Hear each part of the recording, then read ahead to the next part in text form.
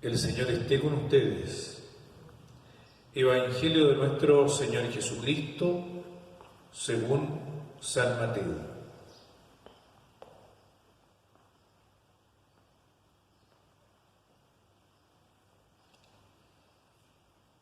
Jesús dijo a sus discípulos esta parábola: El reino de los cielos será semejante a 10 jóvenes que fueron con sus lámparas al encuentro del esposo. 5 de ellas eran necias y 5 prudentes. Las necias tomaron sus lámparas, pero sin proveerse de aceite, mientras que las prudentes tomaron sus lámparas y también llenaron de aceite sus frascos. Como el esposo se hacía esperar, les entró sueño a todas y se quedaron dormidas. Pero a medianoche se oyó un grito: ya viene el esposo, salgan a su encuentro. Entonces las jóvenes se despertaron y prepararon sus lámparas. Las necias dijeron a las prudentes: ¿podrían darnos un poco de aceite? Porque nuestras lámparas se apagan. Pero éstas le respondieron: no va a alcanzar para todas. Es mejor que vayan a comprar al mercado. Mientras tanto llegó el esposo. Las que estaban preparadas entraron con él en la sala nupcial y se cerró la puerta. Después llegaron las otras jóvenes y dijeron: Señor, Señor, ábrenos. Pero él respondió: le aseguro que no las conozco. Estén prevenidos, porque no saben el día ni la hora. Palabra del Señor.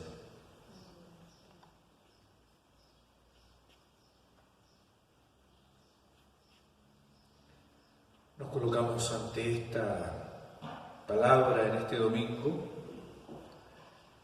El Evangelio de Mateo ya está llegando a su final. También estamos en los últimos domingos del tiempo ordinario.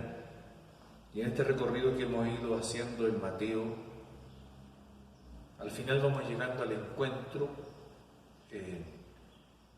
ya anunciado de la venida del Señor. El encuentro definitivo con Él. Y como dice este mismo texto de hoy, porque no saben ni el día ni la hora, por eso estén prevenidos. A un cristiano se le llama estar prevenido del encuentro con Él. En el fondo es una continua preparación para ese encuentro.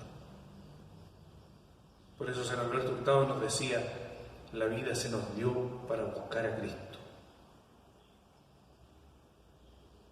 la muerte para encontrarlo y la eternidad para poseerlo. Entonces, en el caminar de nuestra vida es ir conociendo a Cristo. Ese es el modo como llenamos nuestros frascos de aceite, para que no sea que cuando llegue la hora no tengamos cómo reconocerle. Entonces, por eso este caminar que se da en el plano de la fe. Entonces, en esto tenemos que preguntarnos cómo nosotros vamos alimentando y alimentamos nuestra fe.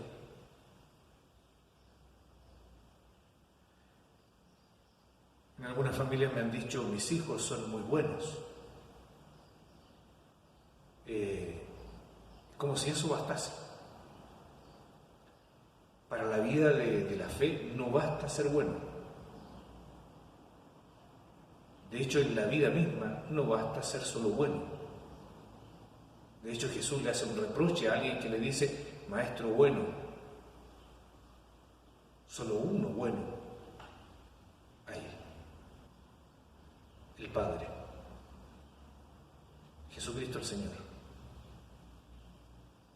Entonces, Cuando nosotros hablamos que nos basta con que nuestros niños no aparezcan así como buenos, o las personas, o nosotros mismos nos conformemos con eso, tenemos que preguntarnos qué es lo que es el Evangelio. El Evangelio es una buena noticia, pero no es moral en primera instancia. Es una buena noticia, una alegría del encuentro que Dios tiene con nosotros, porque Él ha salido a nuestro encuentro. Ese es el motivo. Pero si nos conformamos solo con ser buenos, con que el Evangelio nos produzca solo la bondad, estaremos quedándonos a lo mejor con no hacer nada malo. Y podríamos tener incluso una vida bastante amargada sin hacer ningún mal. El Evangelio, por su parte, quiere que tengamos una vida que contagie a los demás, que contagie la vitalidad de Cristo mismo en medio de este mundo. Y para eso mismo hay que llevar las lámparas encendidas. Entonces no basta con ser buenos, no basta con que nuestros niños sean buenos, que nuestros hijos sean buenos, que nosotros seamos buenos, que nuestros compañeros de trabajo sean buenos. Eso está bien en el plano humano. En el plano de la fe hay que creer. En el plano de la vida hay que tener esperanza. En el plano de las relaciones humanas, marcadas por la caridad. Las tres virtudes teologales: fe, esperanza y caridad.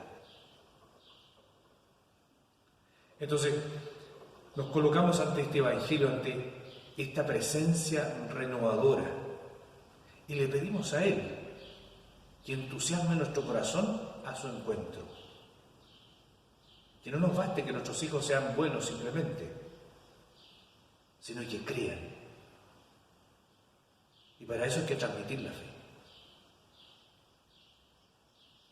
Y de estas 5 vírgenes prudentes, nos hace falta para toda la experiencia de la vida tener esta característica de estar prevenidos, ser precavidos. Estos días escuché un comentario en la televisión de un animador que estaba tratando de hacer unas preguntas sobre un tema económico. Y él decía, pero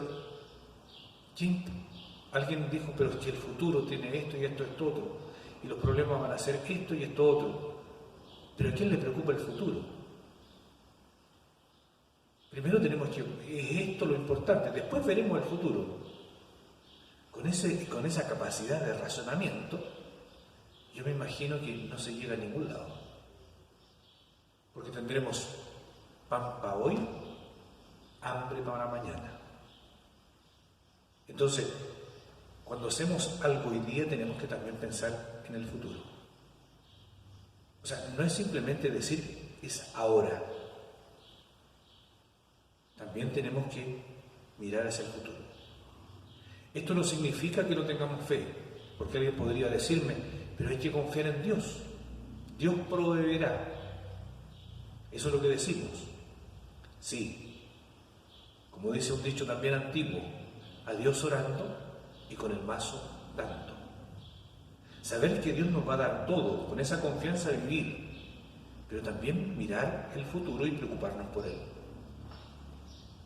Entonces, es la responsabilidad que tenemos. No es el tema de estas vírgenes, pero sí es esa característica tan propia de estar atentos a lo que viene. De hecho, la identidad profética tiene que ver con eso, de saber que si tomamos este camino vamos a desencadenar en esto y en esto otro. Si tomamos este otro, en esto y en esto otro. Todos, con poquito podemos saber para dónde vamos. En nuestra vida, en nuestras familias, en nuestras comunidades, en nuestro país, en nuestro mundo. El problema es que después intentamos reparar los daños que hacemos hoy día. Total, preocupémonos hoy día de esto y mañana veremos. También tenemos que preocuparnos del mañana, porque tenemos que heredar un mundo, un país, una familia, una iglesia.